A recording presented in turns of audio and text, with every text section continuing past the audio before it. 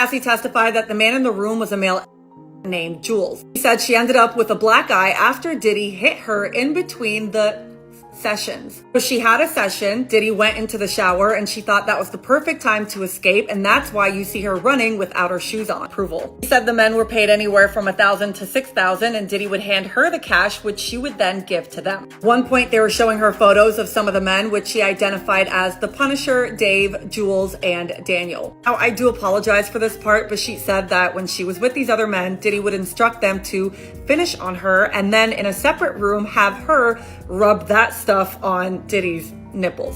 The FBI has finally started revealing the behind-the-scenes details regarding the strategies they utilized to corner Diddy's so-called freak-off associates into providing courtroom testimony. As it happens, federal agents had to go as far as creating fake profiles and impersonating individuals seeking sexual encounters merely to lure these people into showing up. On top of that, many of them had already squandered recent years engaging in unlawful behavior. A fact the authorities cleverly used as leverage to persuade them into speaking out against Diddy, offering to clean up their rap sheets in return.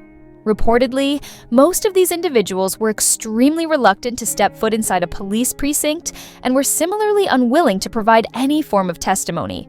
To date, only a single escort has taken the witness stand, but several others are expected to come forward in the near future.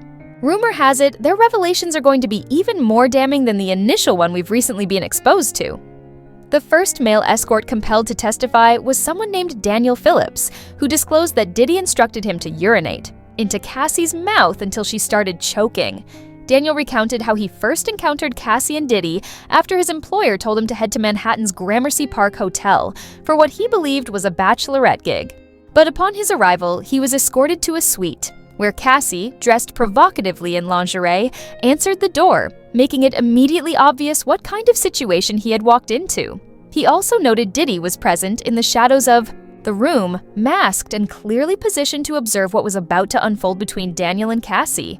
She was outfitted in a red wig, sheer stockings, and dark sunglasses. She gave him several $100s. The room featured red furniture, bottles of Astroglide lubricant, and a man situated to the right, wearing a white robe, a face-covering bandana, and a baseball hat. Based on his voice, Daniel identified this man as Sean Combs. He corroborated prior claims regarding Diddy's fixation with baby oil, stating that the obsession was even more extreme than anyone had guessed.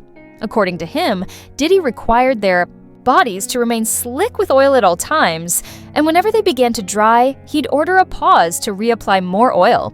These so-called freak-offs often extended for several hours, sometimes for days.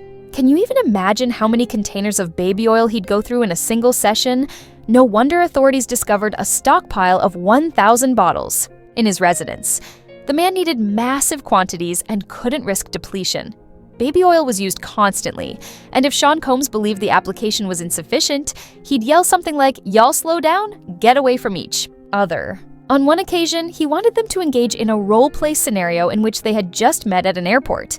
They weren't good at improvisation, so they abandoned the act. As if that wasn't shocking enough, Daniel claimed Diddy had a particular preference for golden showers, not directed at himself, but toward Cassie. He was very exact about how it should be executed, and if Daniel failed to meet the standards, he was required to repeat the act until done correctly. The entire time, while Cassie was being urinated on, Diddy would be seated in the corner of the room, filming the act and touching himself. Daniel recalled Cassie being the one who initially requested to be urinated on, stating they had just emerged from another room. She asked whether he had ever done such a thing. When he responded negatively, she encouraged him to try. Apparently, his method was off because both Cassie and Diddy stopped him to explain that he was supposed to release a little at a time, not unleash a full stream. Initially, Daniel was content to participate in these events because the payment was substantial, and he was granted the opportunity to be intimate with Cassie. But eventually, he started distancing himself once it became clear that Diddy was physically abusing Cassie and coercing her into participating. He described two specific instances. One where Diddy allegedly struck her while yelling, "Bitch, when I tell you to come over, you come over," and another where he heard the sound of Diddy slapping her. Daniel said she ran to him, and when he asked why she continued to stay, she simply replied that everything was fine, This, mind you, is the testimony of only one individual, not counting the other parties the FBI has tricked into cooperating, whose accounts have yet to be heard. So, it's safe to assume things are only going to spiral further into chaos. In fact, by day 2 of the trial, things had already become significantly more disturbing.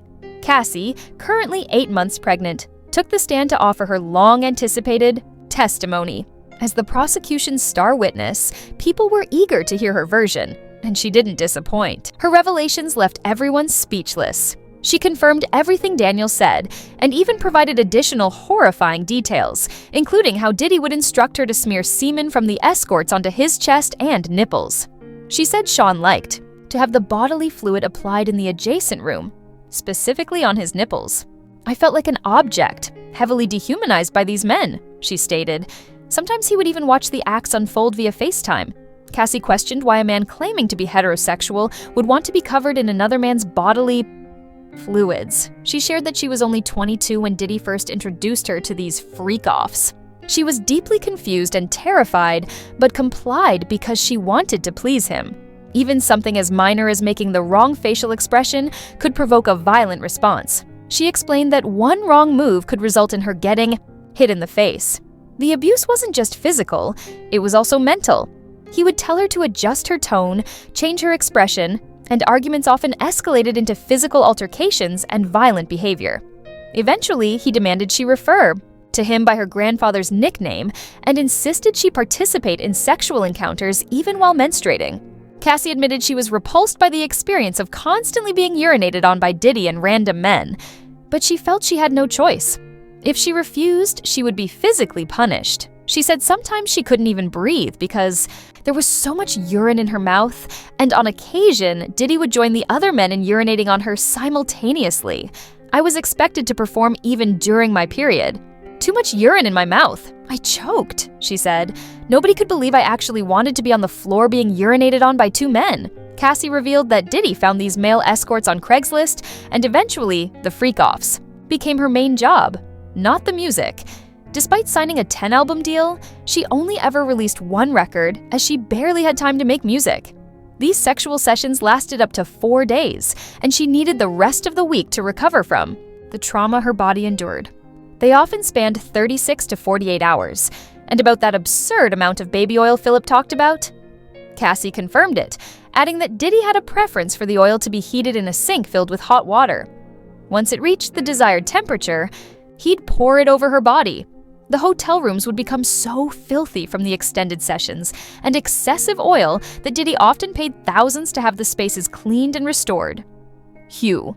We knew this case was going to be heavy, but this is completely outrageous. And according to circulating reports, the FBI is still using those deceptive burner accounts to lure more individuals into testifying, not only regarding the freak-offs, but also Diddy's RICO-related charges. As always, people are chiming in with their own opinions, like one commenter who said, "Diddy didn't do this alone. There are more handlers and facilitators. All of the key players must be identified. This couldn't have been carried out solo." Another wrote, "Diddy wielded massive influence and operated unchecked for years, but someone had to be enabling and guiding him behind the scenes. The real masterminds must be exposed." Now, I want to hear from you.